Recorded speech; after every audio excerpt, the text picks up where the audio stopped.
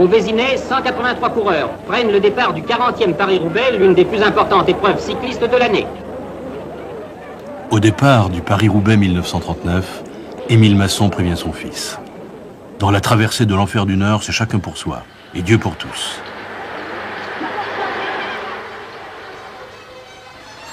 À 60 km de l'arrivée, le jeune Masson se dit que l'avertissement de son père ne lui sera pas d'un grand secours. Il se traîne sans espoir dans un groupe de retardataires à 3 minutes des premiers. La voiture de son directeur sportif le dépasse et l'abandonne à son sort. Un homme seul sur les pavés est un homme perdu, à la merci de la moindre chute, de la moindre crevaison. Soudain, le jeune coureur wallon retrouve ses jambes. Il rattrape à ses clins le groupe des caïds, Magne et Schult, Archambault et Quint, Specher et Rossi. Il démarre encore et rejoint les deux échappés, Jean Magérus et Roger Lapébie, et les laisse sur place. Hélas, une crevaison brise son élan. Il voit une quinzaine de coureurs le dépasser tandis qu'il répare sa machine. Stimulé par l'adversité, il repart et se fait justice en les remontant un par un. À Roubaix, sur l'élégante avenue des Villas, le jeune Masson arrive nettement détaché. Son père se précipite vers lui à travers la foule pour le féliciter. Père et fils viennent de gagner Paris-Roubaix. En 1923, le petit garçon avait vu son père échouer ici de peu. Et il se souvient de son visage noir, de ses jambes maculées de boue, de son pas incertain et de ses lèvres desséchées.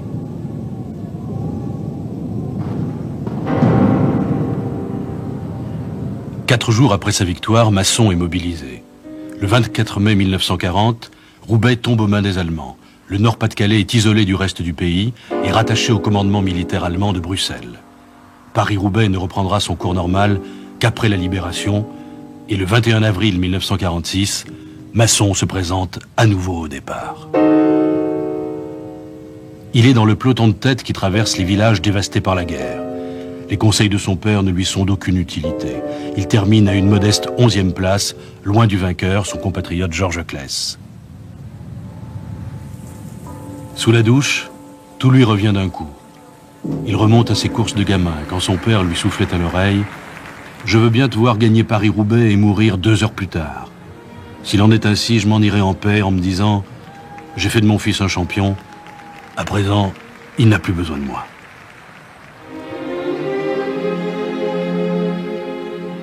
Paris-Roubaix de père en fils, Paris-Roubaix comme une histoire d'amour filial.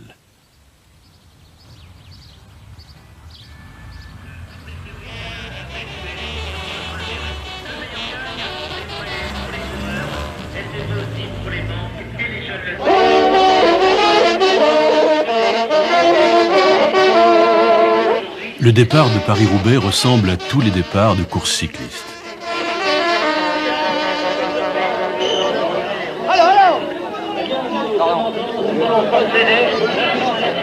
Signature au contrôle, distribution d'autographes, ultime massage.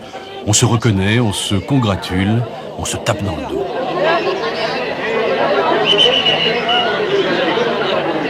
Une convivialité tribale précède la férocité des empoignades.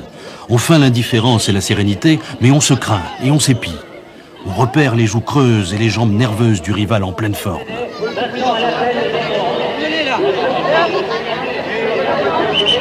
Enfin, les coureurs ont enfourché leur vélo. La course peut commencer.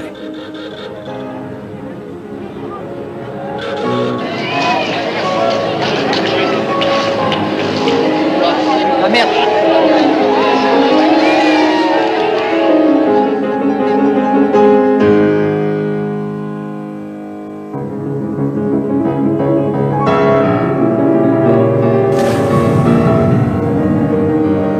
Terrils, route de campagne, maisons de briques rouges serrées les unes contre les autres, chaleureuses et solidaires, sont le paysage de la course. Et puis des pavés qui laminent, qui froissent puis déchirent le peloton, des pavés qui séparent les forts des faibles. Enfin Roubaix, le long boulevard qui conduit au vélodrome, c'est quelques fragiles instants d'observation entre les derniers braves avant le dénouement. Après les traîtrises d'une route impitoyable, le sprint, disputé devant une foule familière et experte. L'adresse du pistard prend le relais du travailleur de force.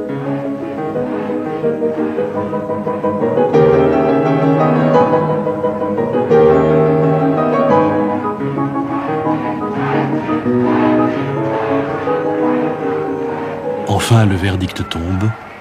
La foule fait un triomphe au vainqueur. Cet homme qui revient de si loin.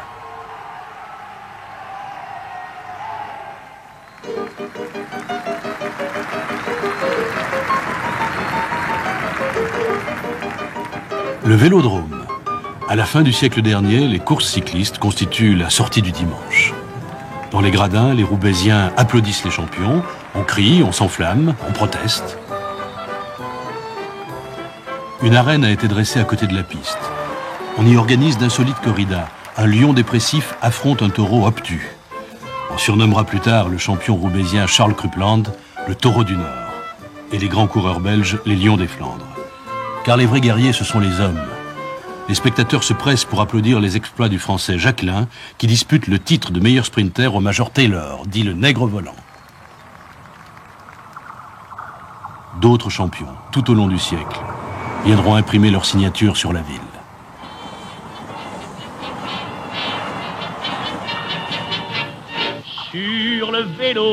Sur le vélo, chacun veut être le plus costaud. Il pédale, il s'emballe, on ne voit plus que le Renault. Les couleurs de leur maillot, rouge, bleu, vert, jaune ou tango, font le bonheur du populo. Sur le vélo. À la veille de la création de la course, Roubaix est une ville industrielle en pleine expansion, la capitale française de la laine. L'économie est dominée par quelques grandes familles. Le quotidien de l'ouvrier est terrible. Il trime 10 heures par jour, 6 jours par semaine pour un modeste salaire. Quand elles ne sont pas à l'usine, les femmes travaillent la laine à domicile ou tiennent l'un des innombrables cabarets de la ville.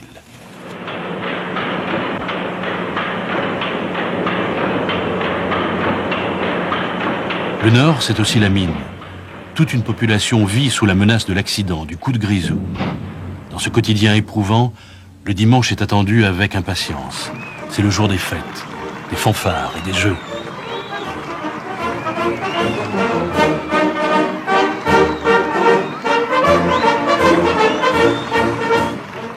On sort des courées pour se distraire, et parfois aussi pour crier sa révolte, comme en 1906, quand un coup de grisou jette dans la rue les mineurs en grève. Le cyclisme ne pourrait-il servir de médecine sociale? C'est ce que pensent deux notables roubaisiens, les promoteurs du vélodrome, Théodore Vienne et Maurice Pérez. Ils décident d'organiser une course reliant Paris à Roubaix et s'associent avec le seul quotidien sportif de l'époque, le Vélo. Le journaliste Victor Brière est chargé de reconnaître le parcours. Il prend sa propre bicyclette et part de Paris plein d'enthousiasme. Après Amiens, le temps se met à la pluie. La route n'est plus que boue et pavé disjoint.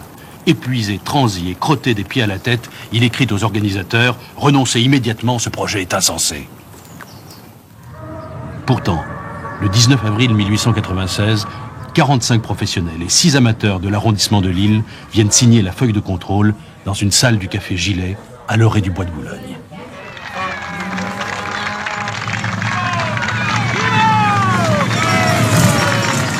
Le premier vainqueur est l'Allemand Joseph Fischer, en 9h17. Le favori, le Français Maurice Garin, termine 3e. Paris-Roubaix raconte la journée de travail du mineur. Même souffrance, même angoisse. Quand le coureur débouche sur le vélodrome, le visage maculé de boue et de poussière, il évoque le retour à la surface du mineur après des heures de labeur souterrain.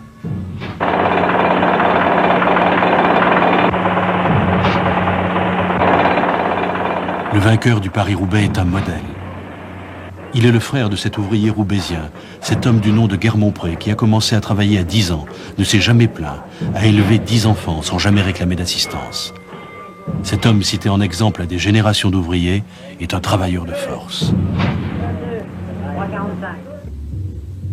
La course Paris-Roubaix, elle aussi, exalte les vertus de ce modèle d'homme et magnifie les exploits athlétiques des forçats de la route.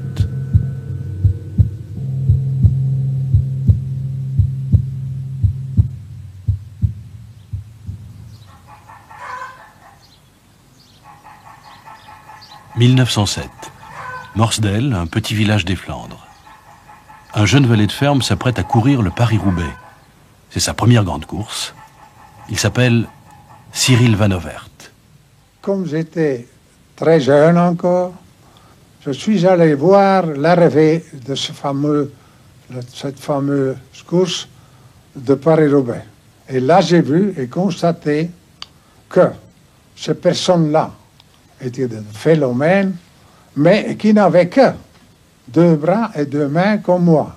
Et je me suis dit, bah, dites, moi, je voudrais aussi faire ça plus tard. Pourquoi pas? Mais il y avait un grand mais, il fallait un vélo. Alors, ça m'a duré des années parce que je recevais que de centimes et de francs. À cette époque-là, ça m'a duré 5-6 ans avant d'avoir la fameuse somme pour devenir propriétaire d'un vélo. La bicyclette étant ma propriété, j'ai été ce jour-là le plus heureux, le plus riche de la terre. Ce flamand taciturne et docile fait pitié. On lui prête un vélo, un mulet, assemblé à la hâte par des mécaniciens goguenards. À l'époque, Paris-Roubaix se court encore avec des relayeurs. Les champions ont le droit de se faire entraîner par des groupes de cyclistes qui se relaient à différents points du parcours. Vanovert, lui, est seul. L'équipe des vélos, la française, a tout misé sur ses coureurs vedettes, les frères Georget. Mais c'est la classe éblouissante de cet inconnu que l'on va remarquer. Vanovert ressemble à Paris-Roubaix. Cet homme rude et généreux est l'incarnation du parcours. Ses adversaires vont bientôt le surnommer ventre ouvert.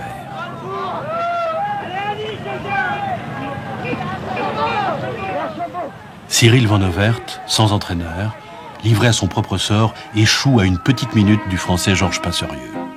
Le directeur sportif Pierre Pierrard apprend au journaliste médusé que son champion n'a même pas pu être ravitaillé. Il aura couru Paris-Roubaix avec une seule bouteille d'eau gazeuse.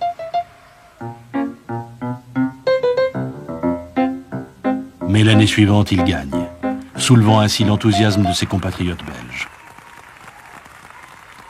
Roubaix tolère alors difficilement l'émigration belge. Le triomphe de Vanovert le Flamand est aussi une reconnaissance, une carte de séjour enfin conquise. La victoire du modeste valet de ferme entérine définitivement l'abandon de la bicyclette par l'aristocratie au profit des classes laborieuses. Désormais, grâce à Paris-Roubaix, le vélo anoblit les hommes du peuple venus de la ferme, de la mine ou de l'usine, comme les frères Pélissier. «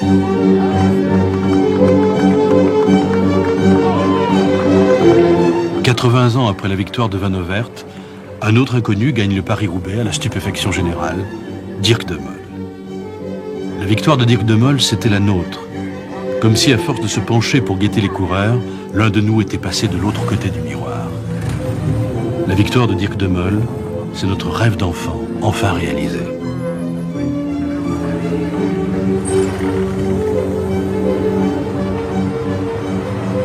De Mol est un modeste, un humble.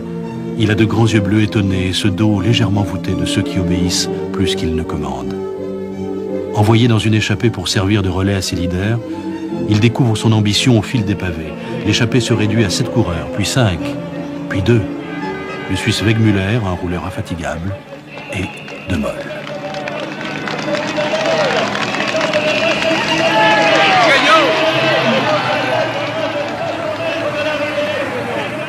Au sprint sur l'avenue des États-Unis, De Mol se surprend à lever les bras. Avec lui, nous avons tous gagné Paris-Roubaix.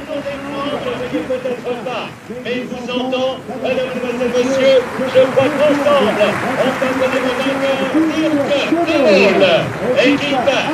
on Dirk a donné raison à sa femme qui lui disait « Je crois que tu ne peux gagner qu'une seule course, c'est Paris-Roubaix ». De Mol a fait sien le rêve de sa femme, et depuis, en effet, il n'a plus rien gagné. De grands champions comme Eddy Merckx ou Roger de Vlamingh ont tout gagné, et Paris-Roubaix par la même occasion.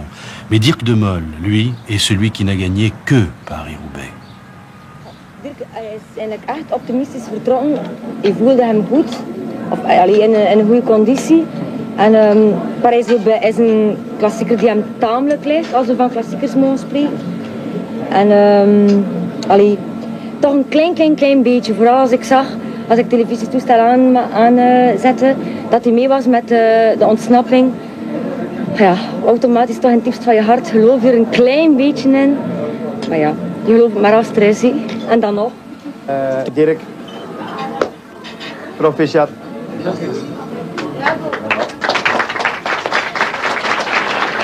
Aujourd'hui, chez lui, son trophée trône en bonne place. La vidéocassette de sa victoire est prête à recevoir le visiteur.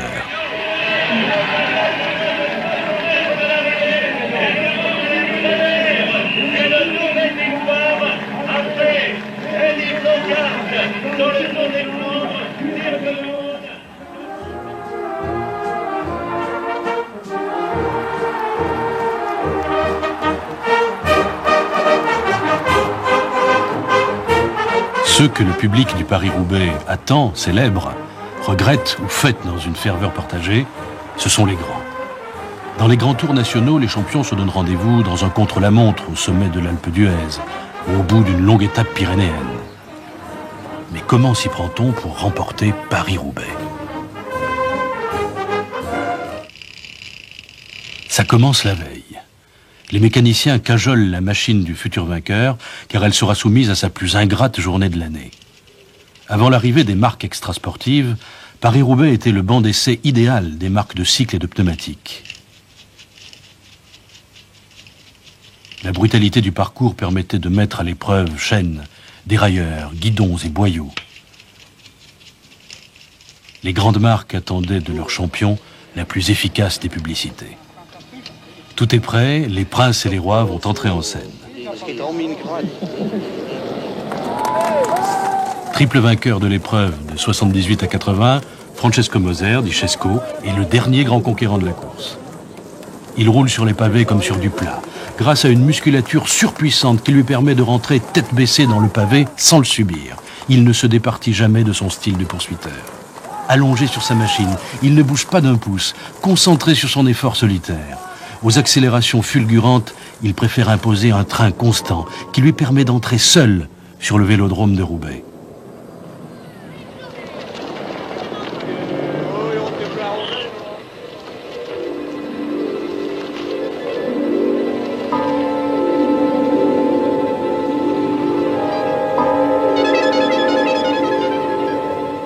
Autre temps, autre roi du Paris-Roubaix, le premier auteur d'un triplé, de 1909 à 1911, s'appelait Octave Lapise, dit Le Frisé.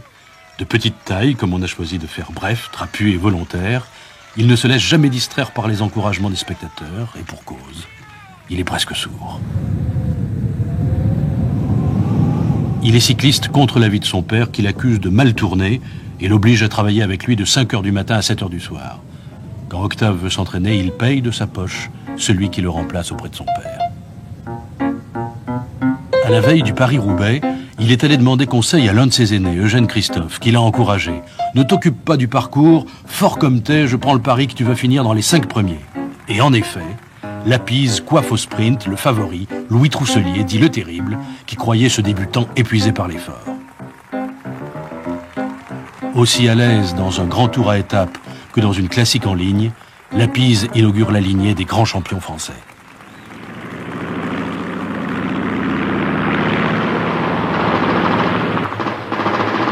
La Grande Guerre va emporter Lapise, le Frisé.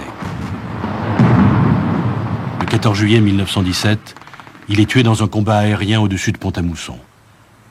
La guerre de 14-18 dévaste et bouleverse les paysages du Nord. Champs troués d'impacts d'obus, fondrières boueuses, arbres calcinés. C'est cela que l'on appellera l'enfer du Nord. Paris-Roubaix héritera injustement de ce terrible surnom.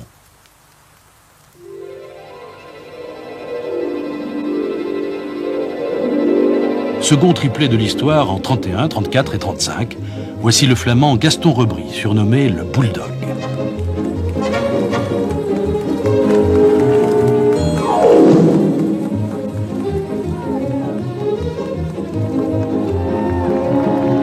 Rebry n'est pas un champion complet comme Lapise. C'est un spécialiste, un coureur né pour broyer du pavé. On le voit ici dans le Tour des Flandres 1934, fringant et décisif, sautant d'un pavé à un autre. Rebry aime ce pavé. Cramponné au vélo, les mains empoignant le guidon, il a une morphologie idéale pour courir Paris-Roubaix. Doté de reins solides et d'un torse de centaure, il rentre comme un obus dans les portions pavées et donne l'impression d'en ressortir encore plus vite. Quand la saison cycliste est terminée, Rebry fait commerce du lin et y gagne, dit-on, plus d'argent que dans le sport. Cet argent, Rebry le dépense sagement en achetant une maison après l'autre ou encore un estaminet.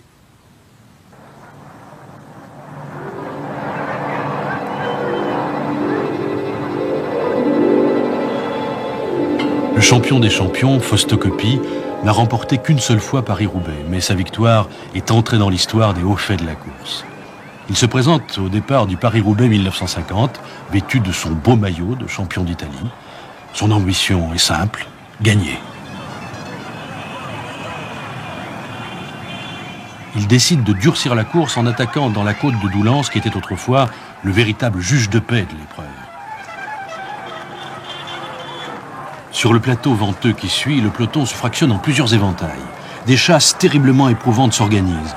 Les favoris sont surpris par l'offensive. Louison Bobet et Rik van Steenbergen ont à peine repris leur place derrière Coppi que celui-ci les prend à contre-pied en grillant le contrôle de ravitaillement d'Arras. En quelques coups de pédale, le Campionissimo rejoint Siardis et Maurice Dio, partis devant en éclaireur. Siardis est le premier à lâcher. Dio s'accroche, c'est un obstiné, mais ce jour-là, Coppi est au zénith de sa carrière. Il passe de la droite à la gauche de la route, impose à Dio des coups de vent, des écarts, de brusques accélérations. À court d'oxygène, Dio ne peut que regarder l'Italien s'éloigner. À l'arrivée, Dio est à 3 minutes, Magny à 5, Van Steenbergen à 7. Malgré son physique fragile, ses nombreux accidents, ses fractures, Coppi n'a jamais eu peur de Paris-Roubaix. Un grand champion qui se respecte se doit de remporter la reine des classiques. Le Paris-Roubaix 1952 est resté dans toutes les mémoires, car il fut marqué par un duel de titans entre Fausto Coppi et Rik van Steenbergen. Le Belge est un colosse qui n'en est pas à un travail d'Hercule près. Sa robuste santé lui permet de passer de l'atmosphère enfumée des 6 jours aux rudes combats de la route. Le grand, comme on l'appelle affectueusement, va connaître un après-midi de chien. Tandis que Coppi caracole en tête en compagnie de Kubler et de Dupont, Rik accomplit un premier exploit en comblant seul un écart de près d'1 minute sur les leaders. Coppi devine ce que cette poursuite a dû coûter à son rival. Il n'a pas l'intention de le laisser récupérer, alors il attaque, impitoyablement. Kubler cède le premier. Un peu plus loin, Dupont est victime d'une crevaison. Rik et Fausto se retrouvent en tête-à-tête. Le calvaire du champion belge commence. Pour gagner, Coppi doit arriver seul, car à l'époque, Van Steenbergen est imbattable au sprint.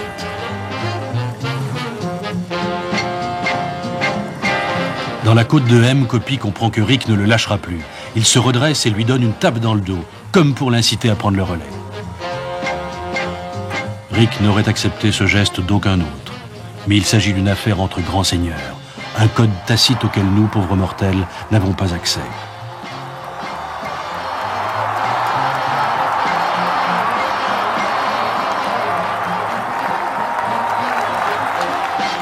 Rik rugit dans la dernière ligne droite et l'emporte avec plusieurs longueurs d'avance. Au Vélodrome, la surprise des suiveurs et des spectateurs est totale devant l'état d'épuisement de Van Steenbergen. Il ne tient plus debout, il s'affale sur la pelouse. Il avouera plus tard: Coppi roulait si vite que je me suis demandé si je n'allais pas laisser tomber. Un démarrage de plus et j'étais mort.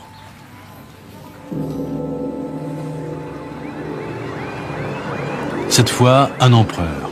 Sourire carnassier, buste droit, cuisses énormes et luisantes. Voici Rik van Looy, l'empereur des Rentals. Entouré d'une poignée de flamands taciturnes et dévoués, sa garde rouge, Rik domine son sujet, les courses d'un jour.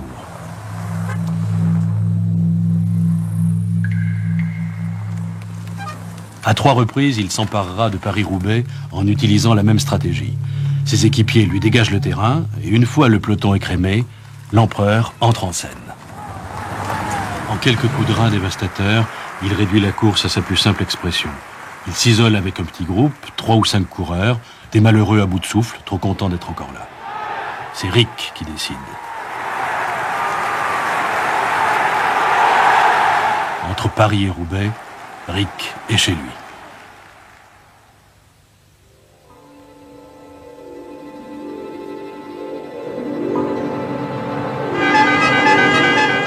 Le plus beau, le plus grand, le plus fort, Eddy Merckx. 25 ans après, on ne comprend toujours pas son impossible exploit du 13 avril 70. Cette année-là, l'addition sera sévère pour tout le monde, sauf pour Eddy Merckx. Malgré le handicap de 3 crevaisons, Merckx va triompher d'une coalition de champions d'exception. Éric et Roger de Vlaminck, Éric Lehmann et André Dierix de la redoutable équipe Flandria.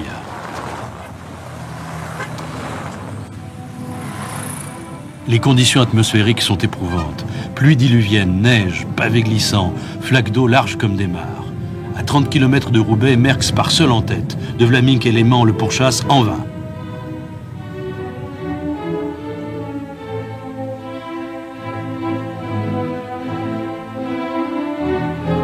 Merckx, dont la rumeur disait qu'il était cette année-là au bord de l'abandon, porte une ultime attaque.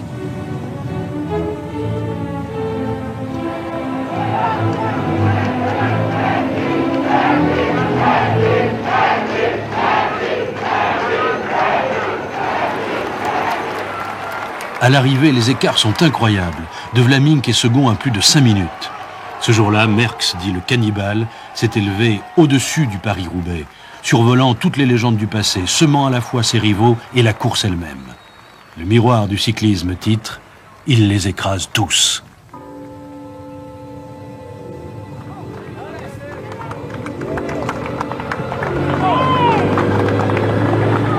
Voici le recordman de l'épreuve, Roger de Vlaminck. Victorieux à 4 reprises, en 72, 74, 75 et 77, celui que l'on surnomme le Gitan a incarné dans une Belgique complètement dévolue à Eddy Merckx le front du refus. Individualiste, caractériel, de Vlaminck faisait sur le pavé des sprints tendus et soudains, affûtés comme une lame.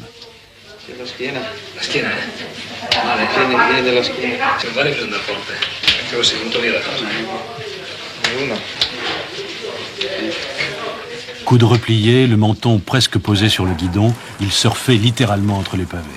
Pendant longtemps, Roger de Vlaminck n'a eu qu'une idée fixe, suivre Eddy Merckx le plus loin possible. À cette époque, il n'y avait pas d'autre choix. En 75, les deux champions entrent ensemble sur la piste, en compagnie de De Meyer et Dierix. Eddy Merckx lance le sprint dans les lignes opposées. Le Gitan se précipite dans sa roue, bénéficiant dans le virage de son inspiration. In een ideale positie rijdt de Vlaming. Eddy Merckx met de grote... Il déboîte 100 mètres de la ligne et coiffe le grand homme sur le fil. Vlaming wint voor Merckx, Dierix en Mark de Meyer. Ces deux champions se sont partagés Paris-Roubaix, chacun interprétant scrupuleusement son rôle.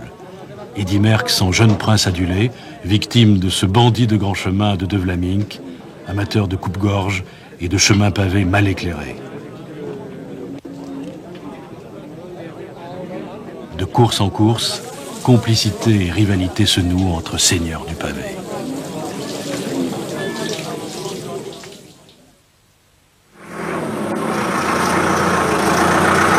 Dans les années 60, les hauts faits d'armes avaient tendance à se raréfier sur le parcours. La course risquait de devenir une vulgaire kermesse autour de victoires au sprint. En effet, les bulldozers sont en marche.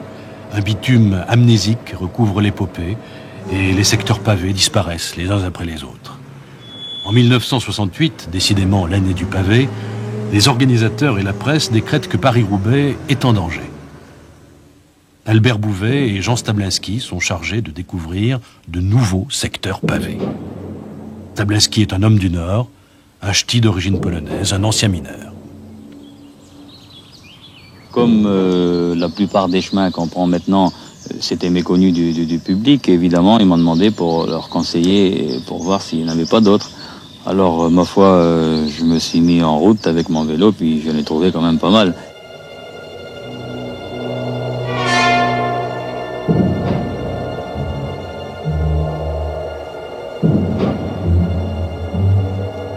Ce 7 avril 1968, les coureurs vont maudire Jean Stablinski. Jean Stablinski, vous me paraissez très marqué par ce Paris-Roubaix. Ah ben je ne sais pas si je suis seul, mais alors dis donc, les 30 derniers kilomètres, j'ai rien vu. Pourtant, vous êtes à l'origine de ce parcours, Jean. Oui, mais enfin, ça ne veut rien dire pour moi. Hein. Et c'est très difficile. Je crois quand même que c'est quand même très dur. Si vous deviez refaire le parcours, est-ce que vous choisiriez le même? Eh bien, je pense quand même que la preuve a été faite. C'est quand même un grand champion qui gagne et tous les plus costauds sont devant. Donc le parcours, ça prouve quand même que c'est un parcours difficile et puis c'est un parcours valable. Tous maudissent Stablinski, sauf un, Eddy Merckx, dont la victoire légitime le parcours et restaure la vérité de Paris-Roubaix en renouant avec son grand ancêtre Cyril Van Aert.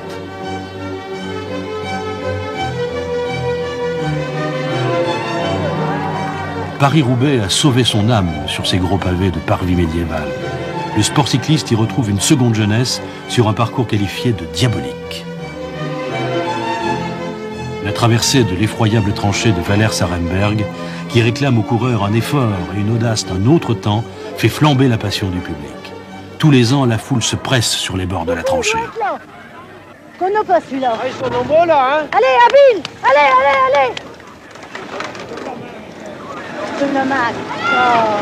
Il n'y a pas de Poupou. Poupou est encore par derrière. Oh, yo. Ils devraient se mettre du côté, les voitures, hein. C'est très mauvais ici, hein. Motard, qu'est-ce qu'il a pris? Vous avez vu le vent qu'il a fait? Hein? Le motard, il a fait un rude vent. Oh, yo. Le ch'ti n'est pas triste. Il aime la bière qui mousse et le café fort. Dans le Nord, c'est la Ducasse toutes les semaines et Paris-Roubaix une fois l'an.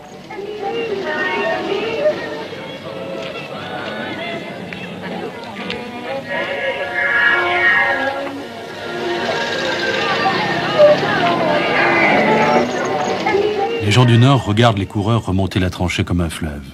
C'est toute l'histoire d'une région qui se déroule. Le peuple d'une région sinistrée par le chômage vient sur le Paris-Roubaix oublier les usines fermées, les terrils rongés par la mauvaise herbe et les maisons condamnées.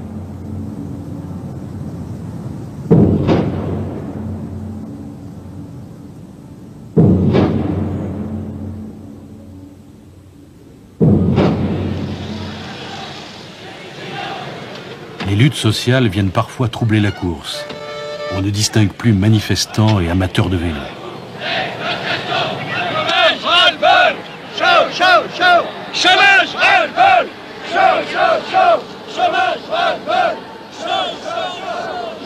Le public s'écarte devant le coureur, lui tape dans le dos, le congratule.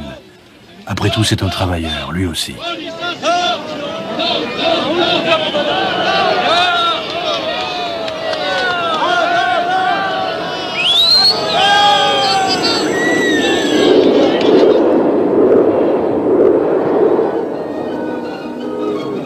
Au passage à niveau fermé d'Evin-Malmaison, 7 concurrents échelonnés se retrouvaient groupés en tête et se réconfortaient avant d'aborder les 40 derniers kilomètres de l'enfer du Nord. Bravant les obstacles, le coureur passe toujours, parfois même en narguant les locomotives. Heureusement que les gardes-barrières sont là pour les rattraper par la peau du cou.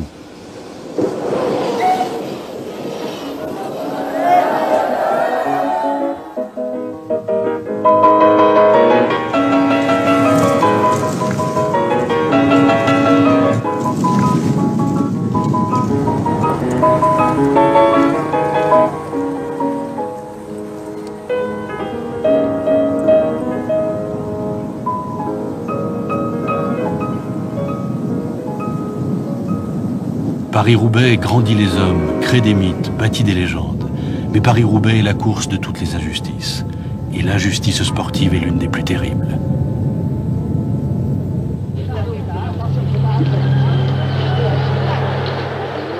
Paris-Roubaix 1930. Un tout jeune homme va survoler la course en attaquant sans relâche, avec une insolente facilité. Jean Maréchal a 20 ans, et comme on dit, il a tout pour lui.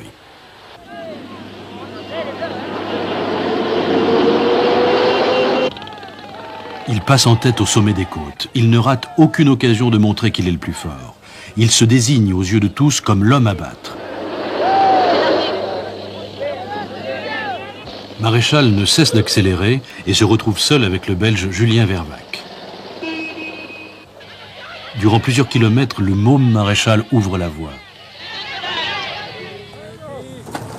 À 6 kilomètres du but, Vervac s'accroche dans sa roue. Maréchal est irrité par la passivité du Belge et Vervac agacé par la désinvolture du Français. Vervac démarre et furieux, Maréchal se lance à sa poursuite, le rejoint. Ils sont au coude à coude. Julien Vervac tombe. Il se relève et reprend la route, mais il ne pourra jamais combler son retard. Le môme Maréchal gagne son Paris-Roubaix en arrivant détaché comme il l'a rêvé. Vervac franchit à son tour la ligne. Il veut se ruer sur son vainqueur. Vervac accuse le Français de l'avoir poussé. Maréchal crie sa bonne foi. Pour lui, le Belge est tombé tout seul. Personne, hélas, n'a vu l'incident d'assez près pour vérifier. Mais Vervac est équipé par la puissante marque de cycle Alcyon. Et Maréchal porte les couleurs d'un petit constructeur parisien. Jean Maréchal est finalement déclassé à la seconde place. Dès cet instant, c'est son existence entière qui est déclassée. Il ne retrouvera plus jamais l'état de grâce de son premier Paris-Roubaix.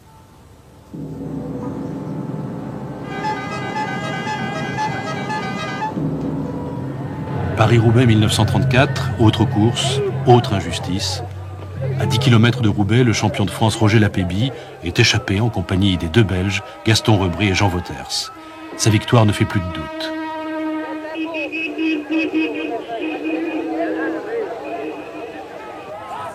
Soudain, il crève. Et catastrophe, la voiture de son directeur sportif n'est pas là. Il continue de rouler une centaine de mètres, mais se laisse distancer. Lapébie se dit qu'il est en train de perdre Paris-Roubaix. Il s'empare alors d'un vélo de femme trouvé au bord de la route et rattrape une partie de son retard, puis il continue sur un vélo avec guidon de course prêté par un spectateur. Il passe en tête sur l'avenue des Villas.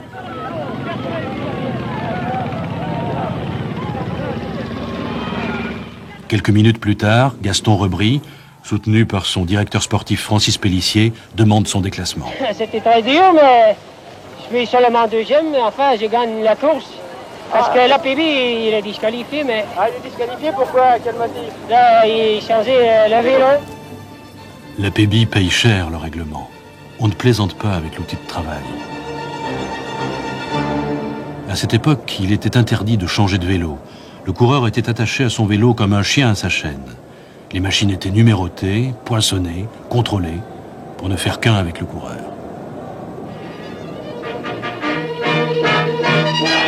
Ce n'est pas un peloton, c'est un véritable bataillon cycliste qui s'élance vers le nord pour le 47e Paris-Roubaix, réputé la course cycliste la plus rapide du monde. La fine fleur du cyclisme routier de France, de Belgique et d'Italie a pris sa place parmi les 216 partants. Vainqueur l'année dernière et détenteur du record de l'épreuve, Van Steenbergen précède l'Italien Magni. Robic chasse très fort. Mojica s'échappe à l'Essen. À son tour, Mahé surgit du peloton, rejoint les deux leaders. La troisième grande injustice dans l'histoire de la course est une erreur d'aiguillage. Nous sommes en 1949. André Mahé est en tête, à quelques centaines de mètres de l'entrée du vélodrome, avec Jésus Mojica et Franz Lehnen. Soudain, tous trois sont déviés par un motard dans une rue située derrière le vélodrome. Mojica tombe. Lehnen et Mahé escaladent la porte de la tribune de presse pour entrer sur la piste. C'est Mahé qui gagne en battant Lehnen au sprint. À cet instant, le peloton de chasse arrive sur le vélodrome. Ce peloton est emmené par Sercé Coppi, le frère de Fausto, qui lui-même vient de terminer dans le groupe.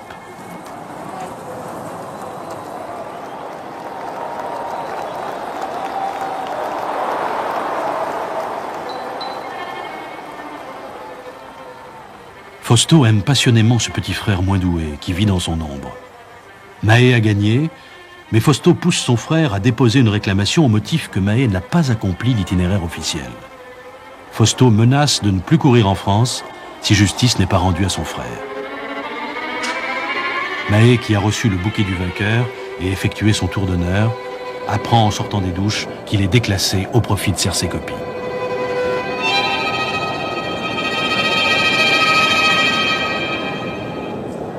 La polémique va durer 9 mois. La fédération française reclasse Mahé. Coppi pousse alors la fédération italienne à faire appel. En août 1949, la fédération internationale décide de classer Sercé Coppi et André Mahé premiers ex aequo. S'il y a bien quelque chose qui ne se partage pas, c'est la victoire.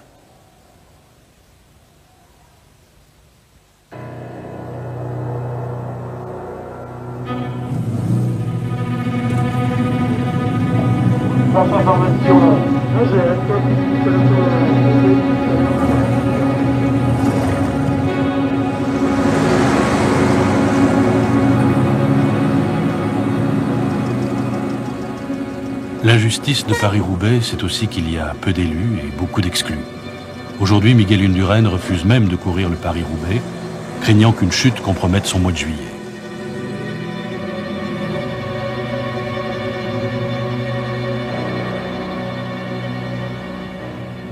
En 1981, alors qu'il gagne Paris-Roubaix 25 ans après Louison Bobet, Bernard Hinault laisse éclater sa colère. Course trop dangereuse, course stupide, dit-il. Elle est pourtant la classique la plus retransmise dans le monde. Est-ce l'effet de cette violence archaïque? Allez, alors, c'est formidable, alors là, vous avez...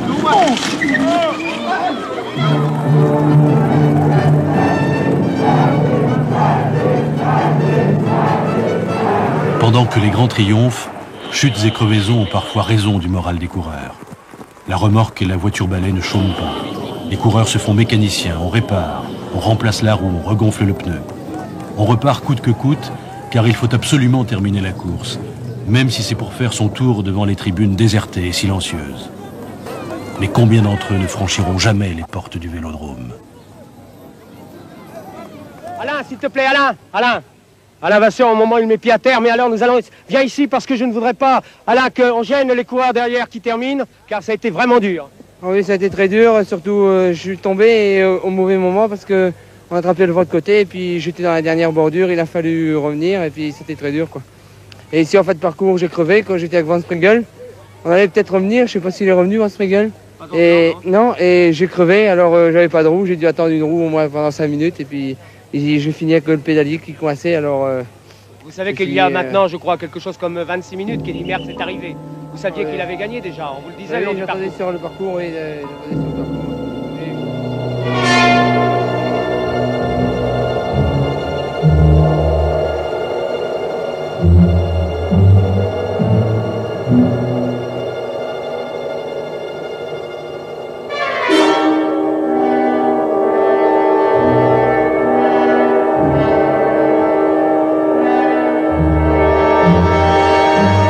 Paris-Roubaix est une course dangereuse, elle n'épargne personne, pas même un champion du monde. Eddy Merckx chute ici lourdement, sur l'épaule, dans la tranchée de Valère Sarenberg. La modernité de Paris-Roubaix est d'être resté une course préhistorique, qui restitue la vérité originelle d'un sport cycliste où le coureur est encore un pionnier, un explorateur, lancé sur des chemins d'infortune. Le coureur de Paris-Roubaix n'a pas changé. 100 ans plus tard, il ignore toujours s'il parviendra indemne jusqu'au Vélodrome.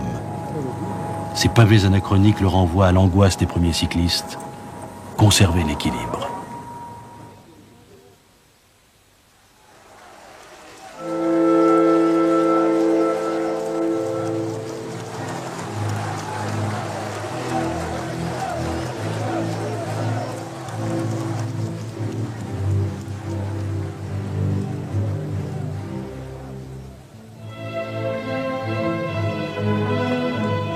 À une quinzaine de kilomètres de Roubaix, Gilbert Duclos-Lassalle vient de s'échapper avec l'Italien Ballerini.